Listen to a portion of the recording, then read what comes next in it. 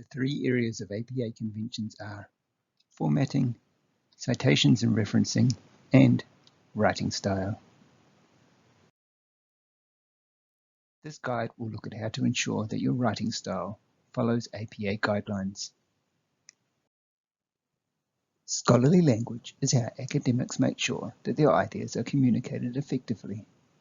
A well-written paper balances flow with conciseness and clarity. Ideas are presented in a straightforward way. They are to the point in a logical order. The sentences use transition words to help them flow together, and they are written using the least words while making sure that the idea can be understood precisely. Scholarly language is a skill that you will continue to develop throughout your academic life. Each type of paper will have a logical order. All essays require an introduction, body paragraphs, and a conclusion. The introduction follows a three-part order, the body paragraphs have an order, and the conclusion has an order. Other assignment types besides research essays you may need to write include reflections, annotated bibliographies, lit reviews, research proposals, and reports. All of these have different expectations on how and where information is presented. In a list, if each word or phrase has the same structure as the preceding one, the reader can effortlessly absorb the information without slowing down. Mixing nouns and verbs in a list is one of the most common mistakes. Here's an example. For dinner, we like salad and to grill hot dogs. To write this in a better way, we could write, for dinner, we like to prepare salad and grill hot dogs. Mixing up verb forms is another common error. I'll give you an example with the ing form. I like hiking, swimming, and to eat ice cream. A better way to write this sentence could be, I like hiking, swimming, and eating ice cream. While the errors in these simple sentences may be easy to spot, once your sentences grow in complexity, correct parallel construction becomes harder to see. Let's have another look at Anna's bucket list. All of her verbs are in the imperative form: get, kiss, go, see, live, write, etc. Her list is parallel. I wish you luck in the future. Most sentences that you write are naturally active sentences. They look like this. Subject, in this case John, comes before the verb, in this case ate. APA recommends that you mostly rely on active sentences because they are direct, clear, and concise. Do this even if you need to use I in your sentence. For example, in this section, I will address.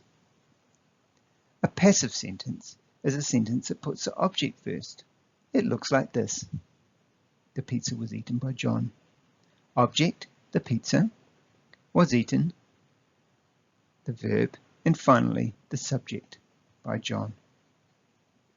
A passive sentence makes sense even without a subject. For example, the pizza was eaten. A passive sentence puts the focus on the object. So there may be the odd time when a passive sentence is the right choice. Here's an example. The test samples were promptly refrigerated. In this case, the fact that the samples were refrigerated is most important. The reader doesn't need to know who refrigerated them. The most important thing to remember is not to overuse the passive voice. Pronouns are words such as he, she, or they that refer to people by replacing their names.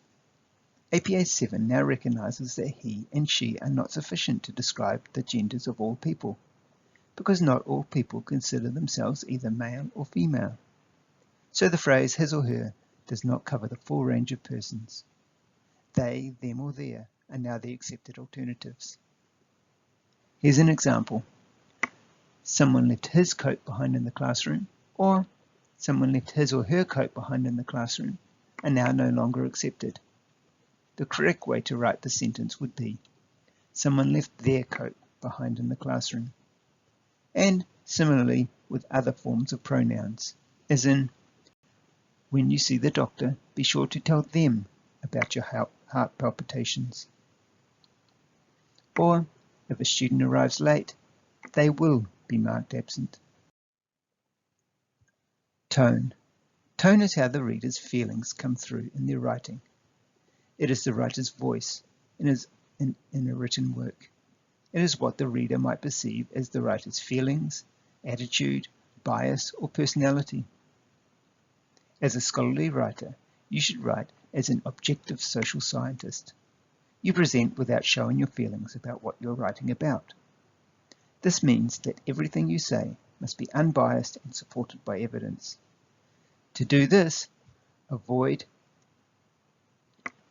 a little or definitely, as in, I definitely recommend Edmund's book. Emotional language, such as, it is heartbreaking that so many are starving. Inflammatory language, such as, Smith's study was terrible.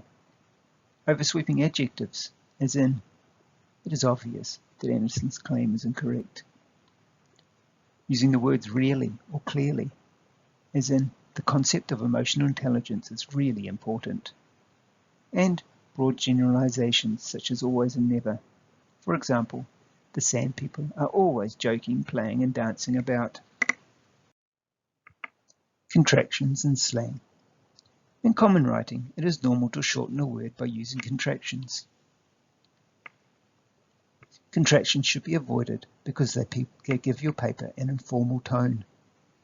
Everyday words like these are not formal and should be avoided.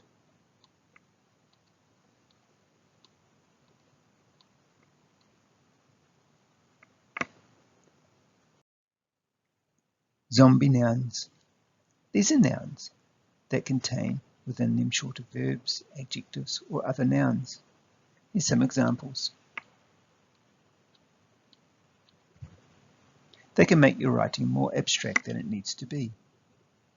Helen Sword termed them zombie nouns because they cannibalize active verbs and suck the lifeblood out of adjectives. Take a look at this zombie sentence. The paper gives an analysis of the issue of global warming. The sentence can be written much more directly, as in, this paper analyzes the issue of global warming. Here's another. The college issued an announcement that face coverings must be worn. A more direct way to write this sentence would be, the college announced that face coverings must be worn. So why does English have these words, you might ask? Well, zombie nouns can help your writing when you want to refer to something a second time, as in the following sentence. The Olympic Committee cancelled the 2020 Summer Olympic Games. The cancellation was not expected. As you edit your paper, watch for words containing endings such as these. These could be zombie nouns that need to be avoided.